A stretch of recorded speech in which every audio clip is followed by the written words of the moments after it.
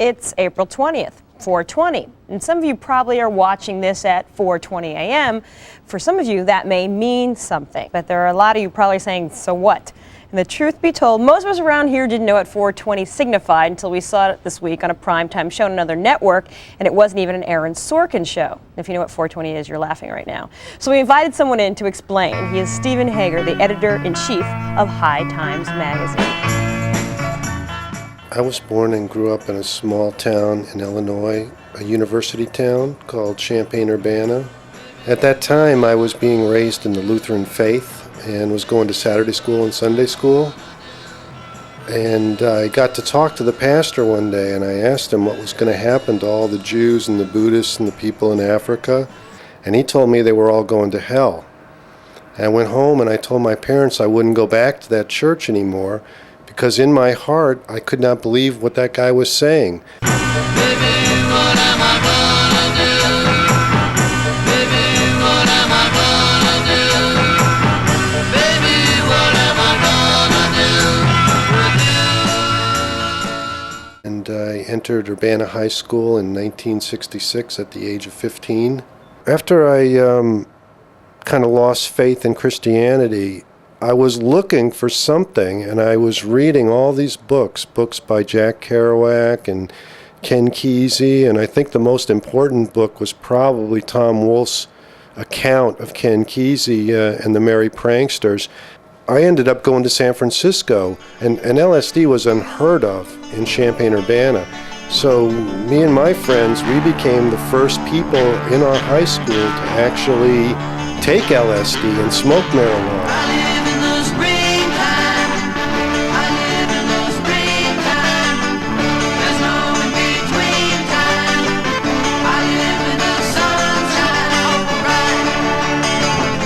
Created my own underground newspaper called the Tin Whistle, which just got bigger and bigger every month till it was being distributed in 4 high schools in my area, and it was banned in every single one of them. The only thing that was really of really importance to me at that time was rock and roll, and there was a local band that had appeared that year in 1966 called the Finchley Boys. And they were sort of like the Beatles of my hometown. The schools were getting really polarized at the time between the long hairs who were merging and the jocks and the greasers and the black students who were followers of Malcolm X. And we printed a letter from an anonymous student complaining about racism inside the athletic department. And that letter set off a firestorm. The athletic director and football coach, Smitty, called a meeting of all the lettermen in school and told them he wasn't a racist. In fact, he put more niggers through college than any other coach in the state. Jim Wilson, who was the starting tight end as well as the place kicker, was an old friend of mine. So he got blamed for writing that letter, even though he was not the author of the letter. And it ended his football career. When this student council elections took place, there were 3 major candidates. One was my best friend Larry Green, who was the long-hair candidate. The other was Jim Wilson, who was the black candidate. And the last was some guy who was just representing the preppy kids in the school. And when Larry Green got up to make his announcement, he ended up just reading a beatnik poem by Shel Silverstein. And then he threw his votes to Jim Wilson. It ended up Jim got elected, and he was the first black ever elected to the student council. Jim organized a race awareness event. Every student in the school filled out a survey on racial attitudes, and then some of the comments were read out loud in front of the entire student body. The event revealed that racism was rampant. I became an event promoter and started creating rock shows in order to help raise money to pay the publishing costs for the Tin Whistle. Much to my surprise, I soon found myself the target of a state narcotics investigation, and they produced some wild, trumped-up charge against me. I responded by running an interview with the informant who had set me up on the charges. Good morning, Stephen. Hi. Good So morning. on Boston Public, on this television show, there was this big controversy about the 420 Club and the kids being involved in 420. And we didn't know what the number 420 meant, but apparently it's got some signification with marijuana use, right? Yeah, it's been a code word for many years inside the counterculture. It's as a code for marijuana. Now, what is it? Where did it come from? It actually came in 1971.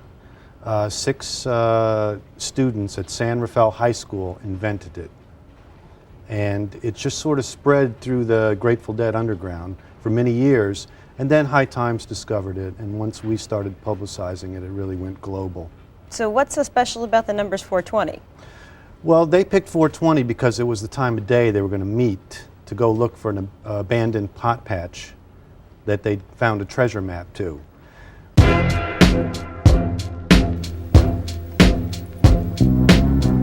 I was working as a reporter for the New York Daily News and covering the art scene for a variety of publications when I discovered hip-hop. I was at an exhibit titled New York New Wave when I saw a photograph of a subway car titled Break by Futura 2000. At the time, Curtis Blow's rap song The Breaks was climbing the charts. Futura's train tied all the elements together and set me off on a 2-year project. Fab Five Freddy introduced me to Africa Mambata, who granted extensive interviews and connected me with Kool Herc. In 1988, I became the editor of High Times magazine. It connected me up with my counterculture roots, and I was inspired by the saga of Tom Forcade. I created a hemp activist group called the Freedom Fighters that set up free campgrounds and gave free food to activists. Our peak moment always came when we'd parade into a rally in full dress costume with drums beating and flags unfurled. The Freedom Fighters created the Boston Freedom Rally, which quickly became the largest political event in the country. We successfully recaptured the flag from the American right wing and took back the soul and spirit of the founding fathers. We were messing with their symbols.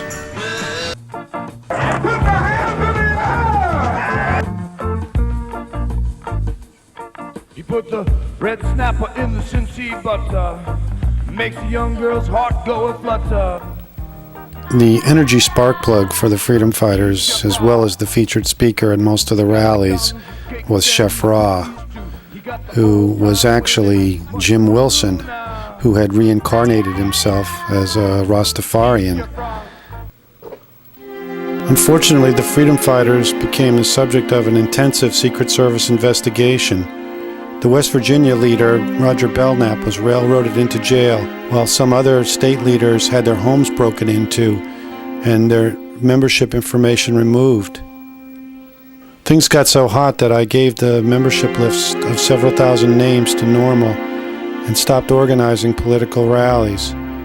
Instead, I wanted to concentrate on ceremonial events that would document the use of cannabis as a spiritual tool. You know, we spent the last 10 years trying to get sick people access to marijuana, and that's been very successful. It's sort of interesting that this is around Earth Day as well, and another issue, obviously, for people who are interested in cannabis is hemp. Right. And if you can explain to people why hemp and Earth Day would tie into each other. Well, the part that's used for medicine is the flower, and the rest of it, the stalk, can be used for about 40,000 different items, and everything that it used to be made out of is now made out of petrochemicals, petrochemicals are the major cause of pollution on the planet. So we'd really like to see farmers growing non-THC industrial hemp as a commodity to replace all these petrochemical products.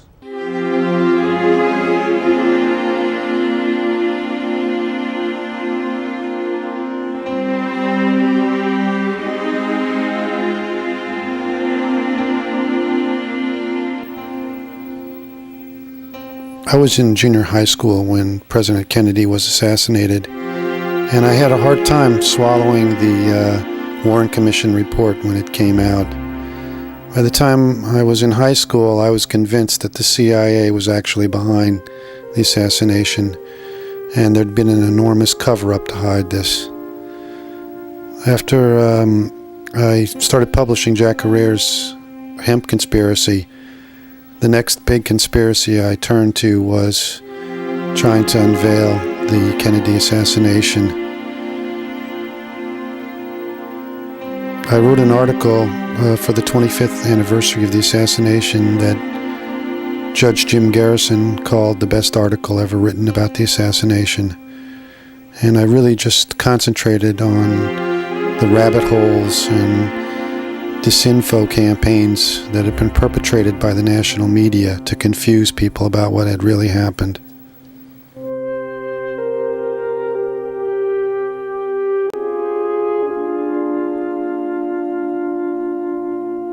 I think that what this shows is that the counterculture, which was sort of a spiritual revolution that took place in the 60s, is really kind of like an infant baby spirituality that's birthing. And what you see here is the first real national holiday of this culture is emerging.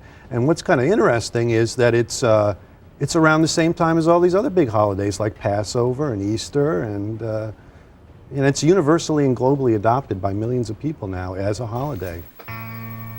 After I got hired by High Times, the first big story I did was to go to Amsterdam to interview the founder of the seed bank, a man named Neville, who had created a multi-million-dollar operation by shipping high-quality cannabis seeds around the world. While I was out there working on the story, I ran into some Americans who told me about the harvest festivals that had taken place in Northern California in the 70s. And it gave me the idea of trying to have a similar harvest festival legally in Amsterdam so we could establish a worldwide standard for cannabis. I called the event the Cannabis Cup. Several years later, Ken Babbs of the Merry Pranksters passed through New York. We got a chance to meet. Inspired by the art of the Merry Pranksters, the spirituality of Stephen and Nina Mae Gaskin, and the practicality of the Rainbow Gatherings, I created some unique spiritual events called We. And the primary focus was a Sunday sunset silent meditation in Om. Well, I think the problem is the way you're defining the whole debate, to lump every substance together and call that drugs, but then leave off legal drugs and pretend that that's not part of the debate is part of the whole problem with the way this country's approaching in all fairness, I now, don't the think two most anybody dangerous does that. drugs in America are alcohol and tobacco. They kill 500,000 people a year. Now, if 1,000 people die a year from heroin, isn't it a bigger problem that 500,000 are dying of alcohol and tobacco? And when you talk about glamorization, every major sporting event shows beer commercials that are obviously targeting young minds to a lifelong addiction of alcohol. So isn't that considered the glamorization of drugs as well? There were a lot of landowners and festival promoters who contacted me because they knew what I was trying to do with the ceremonies, and they wanted me to come do ceremonies on their property with them. Most of these people now are in jail or they're dead. Roger Belknap and Gideon Israel were just two examples of the freedom fighters who tried to establish events and found themselves put in jail with their assets seized. But the absolute worst tragedy occurred when Tom and Raleigh of Rainbow Farm tried to make a last stand on their property.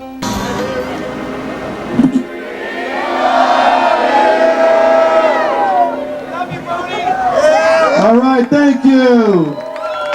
That's a little bit of hippie magic. The site that they'd been using for the festivals, the house they lived in, everything they owned was going to be seized by the government. So they decided rather than let the government take it, they were going to burn it all, and that they were actually going to prevent the seizure by forcibly trying to retain their property. They were shot dead by FBI snipers. So you don't see 420 as part of the drug culture, you see it as part of a different kind of culture? I see it as part of an emerging spirituality that I call the counterculture. Now, why would something that is a counterculture, something like 420, you said at the beginning, to keep the authorities out, or parents or Right. cops, why go public with it? There are going to be celebrations in different parts of the country and different sort of rallies. Well, now everybody knows about it, the people that... But you know, when the Christians were first persecuted in Rome, they developed a secret code, the symbol of a fish. And when they would meet and they didn't know if they were Christians or not, one would draw half the fish, the other would finish the fish. Well, we've been doing 420 for a long time now, since the 70s, and it's time to bring it out into the open. It's time to show the world that we're a legitimate minority group that suffers persecution. What's going to happen on 420? Besides people getting stoned, what's going to happen? Well, I think that the most traditional and one of the biggest celebrations will probably be on the top of Mount Tamalpais, which is the central peak of Marin County. That's the birthplace of 420, and that's where the tradition has been established for the longest. What I'd like to see happen, I'd like to see a moment of silence for peace in the drug war. I'd like to see a moment of silence for the victims of Waco and Columbine and Oklahoma City. And I know there's a lot of, very tragic events that are happening right around the same time. And I think that we need to study why these things are happening. Why is there so much violence in our culture? And really what the 60s counterculture represents is nonviolence and peace. And this is what we're trying to bring to the table.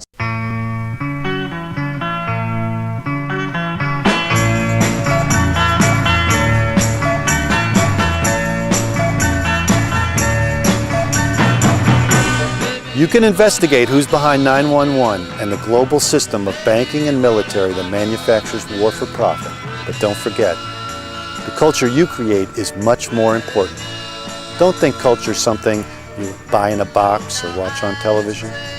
It's actually the ceremonies that you and your tribe create. Jump out of the box and start creating your own culture.